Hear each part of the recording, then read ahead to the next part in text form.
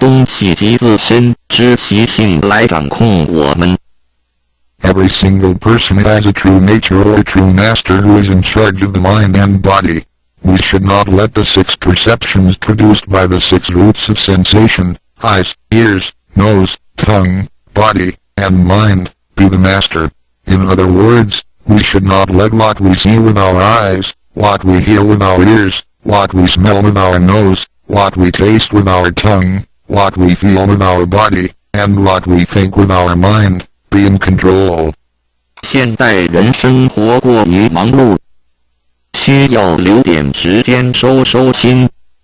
济公活佛老师慈悲说过，平时常守玄，祥和之气自然会引发善因缘的发生。为什么我们修道到最后，心性无法再提升？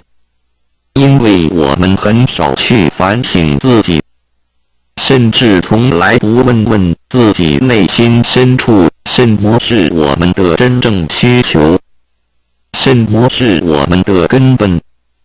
若不从根本上去下功夫，以为来佛堂听道理就是修道，心性当然无法提升。